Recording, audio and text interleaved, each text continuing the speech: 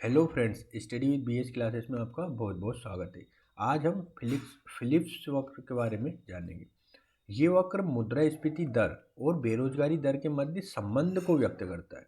अर्थात इसके अनुसार मुद्रास्फीति दर में वृद्धि होने पर बेरोजगारी दर में कमी आती है।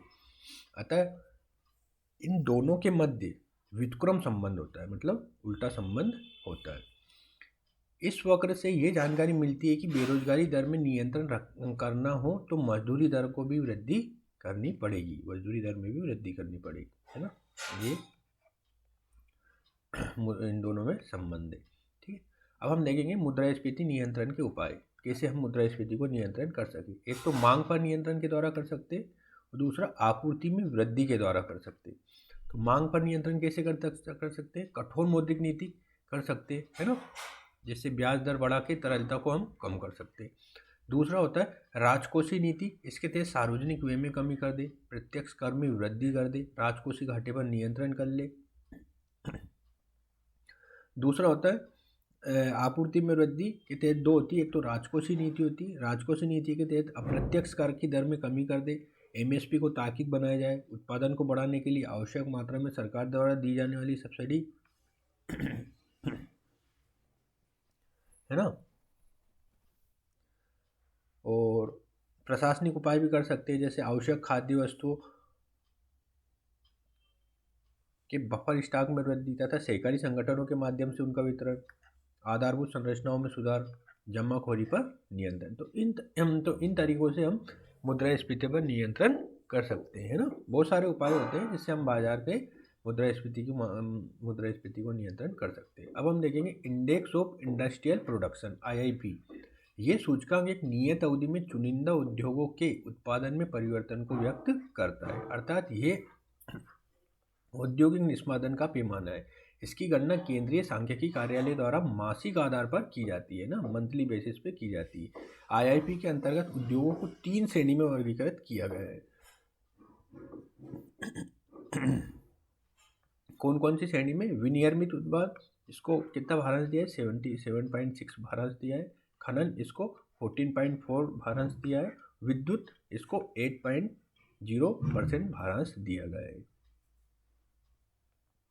IIP का आधार वर्ष 2004-05 से बदलकर 2011-12 कर दिया गया है। वर्तमान में IIP में 8 प्रमुख उद्योगों का योगदान या भारांश लगभग 40% है। 8 प्रमुख उद्योग की गणना DPIIT है ना, ये DIPP का नाम बदल के क्या कर दिया गया है? DPIIT द्वारा 2011-12 को आधार वर्ष मानकर की जाती है। 8 कोर इंडस्ट्रीज कौन कौन सी है? कोयला, कच्चा तेल, प्राकृतिक गैस, रिफाइनरी उत्पाद, उर्वरक, इस्पात, सीमेंट और विद्युत। तो ये 8 प्रमुख कोर इंडस्ट्रीज है। IIP की नई श्रृंखला के अंतर्गत आधारभूत संरचना के निर्माण संबंधी सुविधाएं नामक एक नए वर्ग को जोड़ा गया है ना, है ना। अब एक प्रश्न आता है, नियंत्रित तथा सीमित मुद्रास्फीति आर्थिक विकास के लिए आवश्यक है। इस संदर्भ में सरकार और केंद्रीय बैंक द्वारा किए जा रहे प्रयासों की समीक्षा कीजिए, है ना। मतलब नियंत्रित और कंट्रोल मुद्रास्फीति जो होती है आर्थिक विकास के लिए आवश्यक होती है ना। इस संदर्भ में केंद्रीय बैंक द्वारा जो मॉनेटरी पॉलिसी अपनाई जाती है उस संदर्भ में हमको आंसर लिखना है।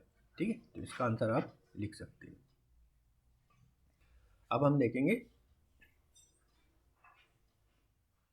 राष्ट्रीय आय की गणना कैसे की जाती है, इसकी अवधारणा क्या है, महत्व क्या है, इससे प्रभावित होने वाले कारक क्या है ना। आर्थिक समृद्धि और आर्थिक विकास में क्या अंतर है ना। बहुत सारे शब्दावली जैसे कारक आय, घरेलू आय क्या होती है, विभिन्न अवधारणाएं जैसे GDP, GNP क्या होती है और इनकी गणना की विधियाँ क्या होती है और इनकी सीमाएं क्या है, हम ये सब जानेंगे। ठीक है, तो राष्ट्रीय आय क्या होती है? किसी देश की अर्थव्यवस्था में एक वित्तीय वर्ष की अवधि के दौरान एक देश के निवासियों द्वारा अर्जित कारक आय का कुल योग राष्ट्रीय आय कहलाता है। अर्थात राष्ट्रीय आय एक वित्तीय वर्ष में उत्पादित अंतिम वस्तु और सेवाओं का मौद्रिक मूल्य है। भारत में राष्ट्रीय आय की गणना केंद्रीय सांख्यिकी कार्यालय द्वारा की जाती है। राष्ट्रीय आय आर्थिक समृद्धि को प्रभावित करने वाले प्रमुख कारक कौन कौन से? बचत दर, निवेश दर, प्राकृतिक संसाधनों की मात्रा, श्रम की कार्यकुशलता, उद्यमशीलता, तकनीकी प्रगति, व्यापार सुगमता, संसाधनों की गतिशीलता, राजनीतिक स्थिति, पूंजी निर्माण से दूरी, पूंजी उत्पाद अनुपात, मानव पूंजी निर्माण, वित्तीय साक्षरता और वित्तीय समावेशन तथा अन्य, है ना, वो चीज़ें भी देखी जाती है इसमें। आर्थिक समृद्धि और आर्थिक विकास में क्या होता है? आर्थिक समृद्धि देखो एक मात्रात्मक अवधारणा है और आर्थिक विकास होलिस्टिक अप्रोच है ना। इसको मैं और अच्छे डिटेल में बता देता हूँ। आर्थिक समृद्धि के अनेक कारकों में बचत दर सर्वाधिक प्रभावी है। क्या आप इससे सहमत है? आर्थिक समृद्धि के अन्य कारक कौन कौन से है ना, ये एक प्रश्न है, मेंस के हिसाब से आप इसको लिख सकते हैं। अब हम देखेंगे आर्थिक समृद्धि क्या होती है।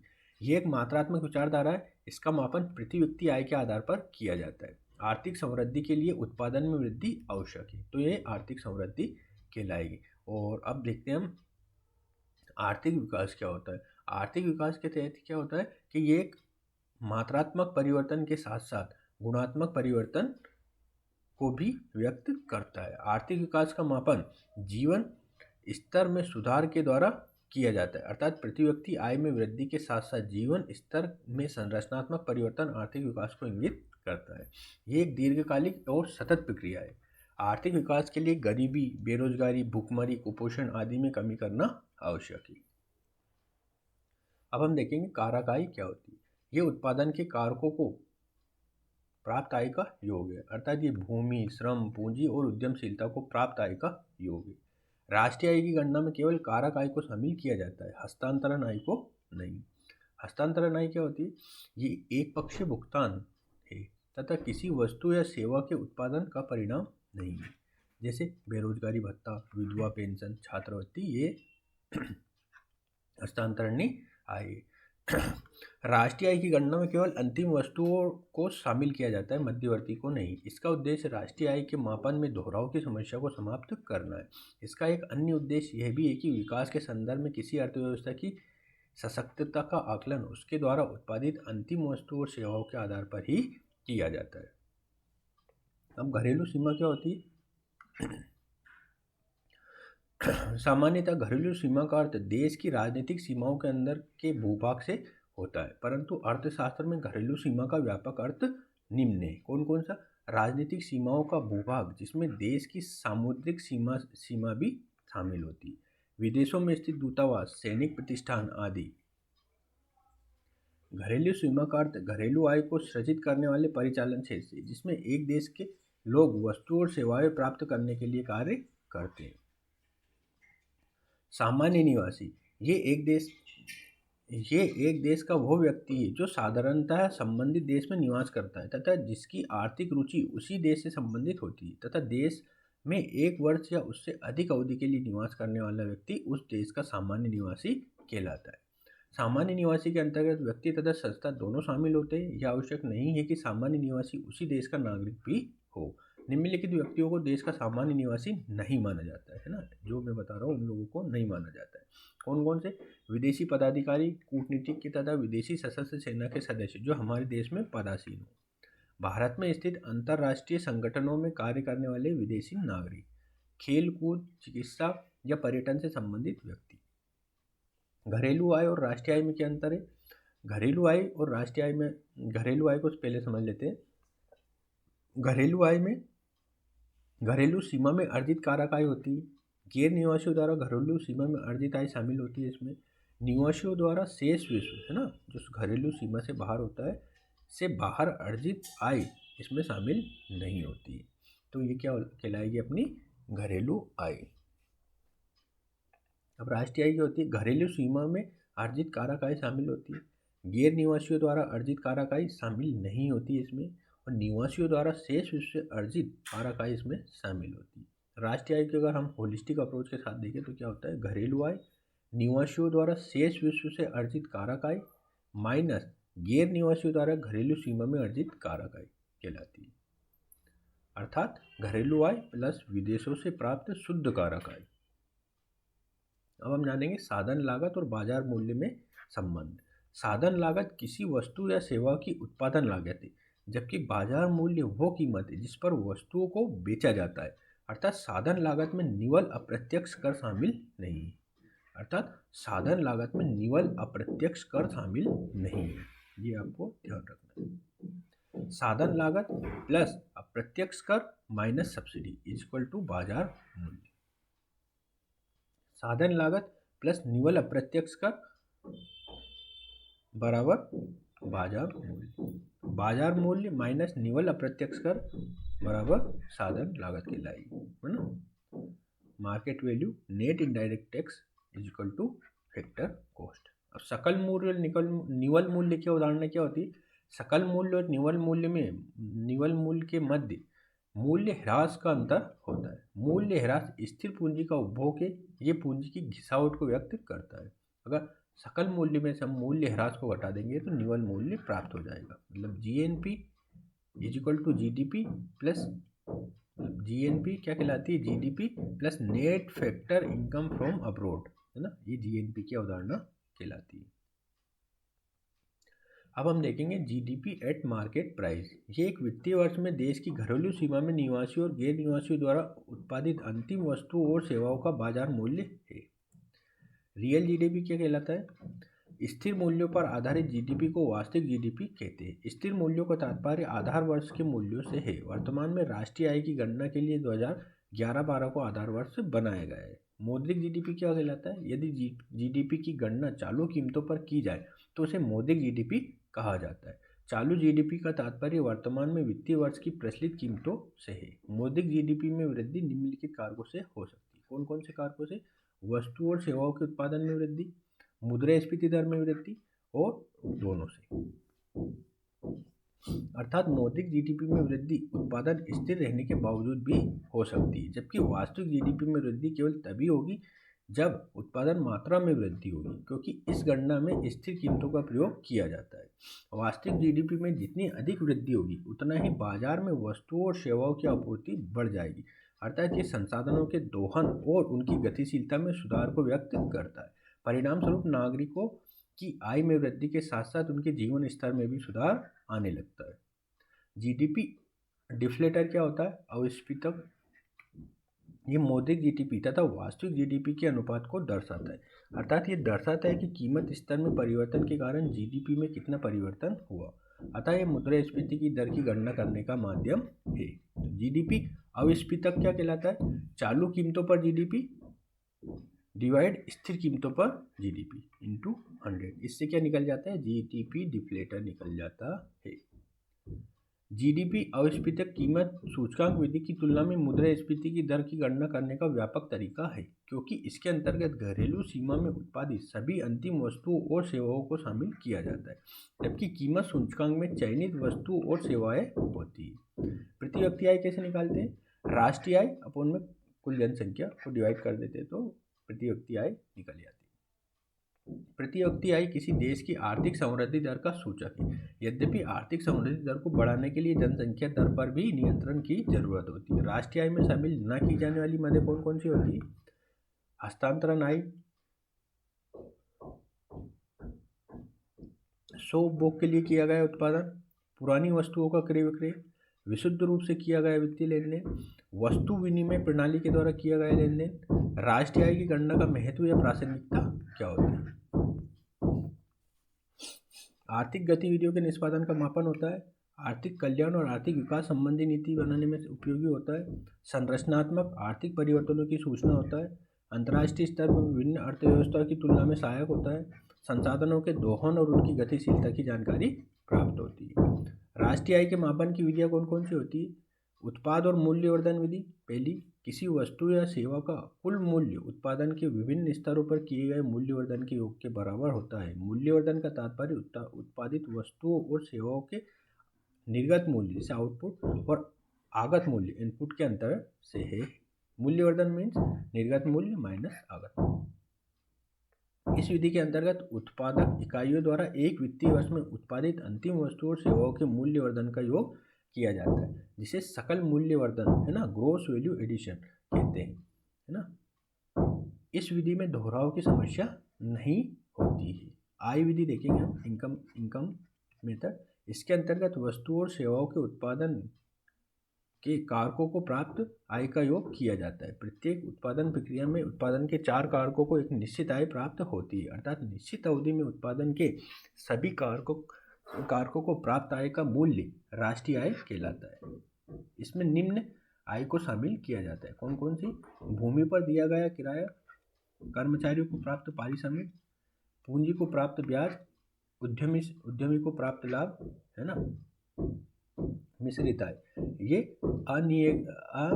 अनिगमित व्यवसायों से प्राप्त आय है, अनकॉर्पोरेटेड, है ना।